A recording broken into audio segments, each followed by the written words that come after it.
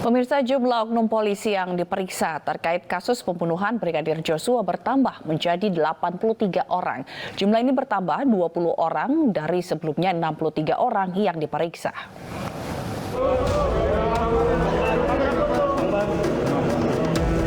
Tim khusus bentukan Kapolri telah memeriksa 83 oknum polisi. Jumlah ini bertambah 20 orang dari sebelumnya berjumlah 63 orang yang diperiksa terkait kasus pembunuhan Brigadir Joshua. Dari 83 orang, 35 orang diantaranya direkomendasikan ditahan di tempat khusus. Setelah sebelumnya terdapat 18 oknum polisi yang ditahan di tempat khusus, namun jumlah itu berkurang menjadi 15 orang setelah 3 lainnya ditetapkan sebagai tersangka, yakni Ferdi Sambo, Ricky Rizal, dan Richard Eliezer. Selanjutnya rekan-rekan sekalian, tim sus, khususnya dalam pemeriksaan khusus, per hari ini kita telah melaksanakan pemeriksaan khusus terhadap anggota-anggota kita sebanyak 83 orang. Kemudian yang sudah direkomendasi untuk di penempatan khusus sebanyak 35 orang yang sudah direkomendasikan. Yang sudah melaksanakan patsus, yang sudah ditempatkan khusus sebanyak 18, tapi berkurang 3. Berkurang 3 yaitu 1 FS karena sudah jadi tersangka, RR juga sudah jadi tersangka, dan RE karena sudah menjadi tersangka. Kemudian rekan-rekan sekalian, dari personil yang sudah dipatsuskannya ada 15 orang, penyidik melakukan pemeriksaan mendalam, maka terdapat 6 orang dari hasil pemeriksaan yang patut diduga melakukan tindak pidana, yaitu obstruction of justice. Selain itu, dari seluruh oknum polisi yang diperiksa, 5 diantaranya berpotensi menjadi tersangka karena diduga telah menghalangi proses penyidikan. Di antaranya Brigjen Pol Hendra Kurniawan, Kombes Pol Agung Nurpatria, AKBP Arif Rahman Arifin, Kompol Baikuni Wibowo, dan Kompol Cuk Putranto. Kini tim khusus mulai melakukan serangkaian penyidikan kembali untuk puluhan oknum polisi tersebut. Tim Liputan iNews melaporkan. Butuh waktu sekitar 1 bulan bagi kepolisian mengungkap kebenaran kasus penembakan Brigadir Joshua. Bahkan Kompolnas hingga pengacara kena prank drama Ferdi Sambo dan Putri Chandrawati. Dan untuk membahasnya lebih dalam, kita sudah terhubung dengan Komisioner Kompolnas Albertus Wahyu Rudanto. Selamat malam Pak Wahyu. Selamat malam Mbak. Ya. Pak Wahyu, bagaimana tanggapan Kompolnas ini terkait drama Ferdi Sambo dan juga Putri yang kami semua pun kena prank begitu? Iya. Terima kasih Mbak.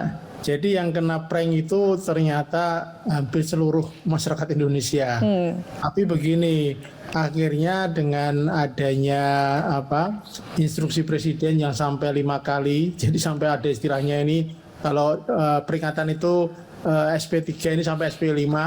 Nah, kemudian dengan pengalaman ini dan dengan masukan-masukan kita, akhirnya prank itu terbongkar dan sudah dapat. Jadi komponen itu saya begini Mbak, ini yang perlu kami luruskan.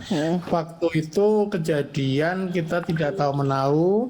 Kemudian tanggal 11 hari Senin itu kan ada jumpa pers dari Karopenmas ya. Lalu Kompolnas kan dimintai tanggapan banyak pihak.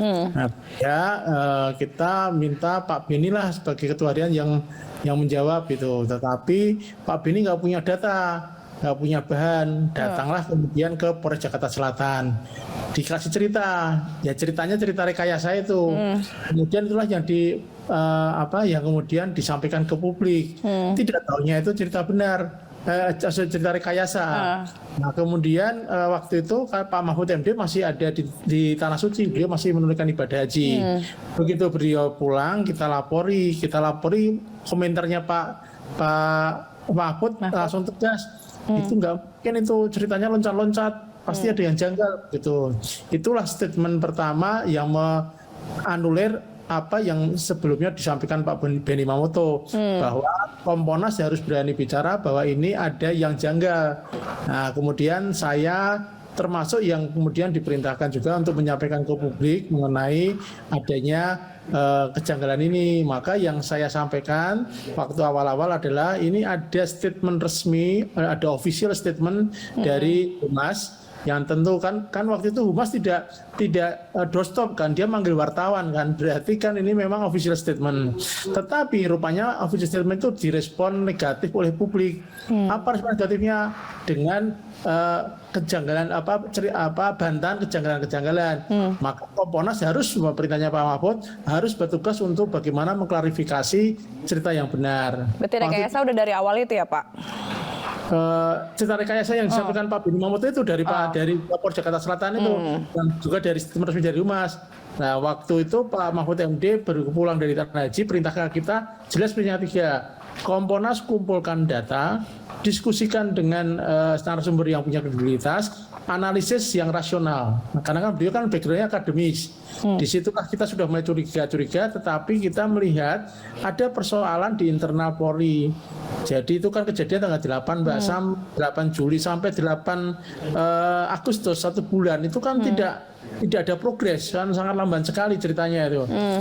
Kemudian kita menganalisa karena kita kan ditarik ke dalam di dalam tim khusus di mana kita menempatkan 2 orang, Pak Beni dan Bu Pungki Indarti. Berdua itu wajib secara rutin paparan ke kita, kemudian melaporkan ke Pak Mahfud MD selaku ketua. Kita diskusi, kita menemukan titik lemahnya, kendalanya. Kendalanya apa? Ternyata persoalan internal. Jadi di internal itu pada saling menutupi. Jadi saling maka nggak mau diperiksa lah, yang kemudian melindungi ini, yang kemudian sehingga penyelidikan penyidik. Nah, lalu kami diskusi, kami membuat kesimpulannya harus ada tindakan tidak hanya nonaktif tapi pencopotan. Itulah kemudian Pak Mahfud langsung menyampaikan kepada Pak Kapolri.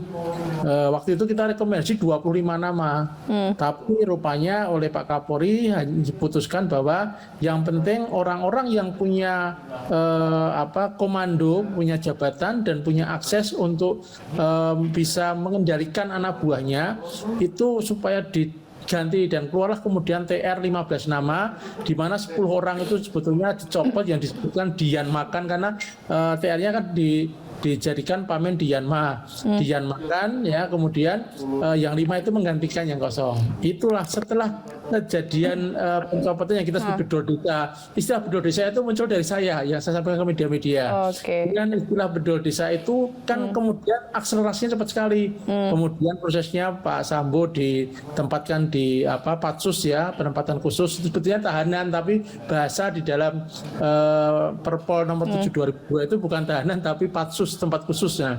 Nah, itulah mulai kemudian terbuka, kemudian ditambah lagi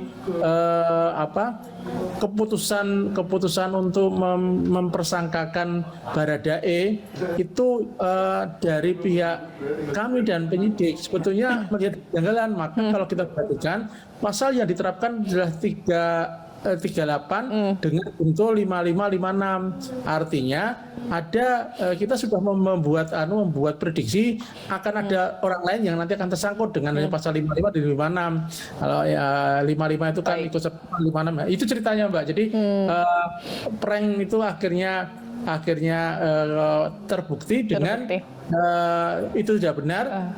Kapolri pun juga kena kan Kapolri waktu tanggal 12 kan mengumumkan sudah ada 2 laporan, yaitu laporan pelecehan seksual dan laporan pengancaman pembunuhan. Dan kemudian dengan segera dalam hitungan hari langsung naik sidik.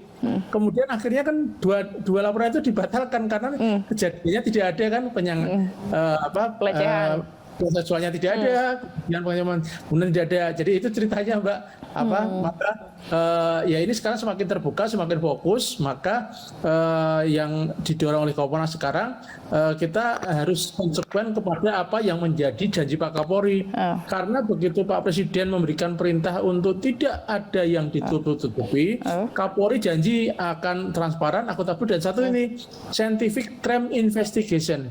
ternyata dengan saintifik semua yang direkayasa, semua yang bohong itu akhirnya tidak bisa ditutupi lagi. Gitu Mbak ya. Itu Mbak ya. Pak Wahyu, berarti menurut Anda apakah kasus ini sudah ada titik terangnya? Apakah masih ada kejanggalan lainnya yang nantinya akan muncul ke permukaan? Untuk kalau kejanggalan kelihatannya masih ada beberapa Mbak. Apa menurut Anda Pak Wahyu? Ya perdebatan, maka ceritanya yang dari tadinya kejadian awalnya di Duren 3 ternyata di Magelang, ini kan masih ada perdebatan di publik, benar tidaknya. Kemudian jadi banyak cerita yang nggak masuk akal, dan menurut saya dengan kemudian ditetapkannya Bu Putri sebagai tersangka dengan pasal yang sangat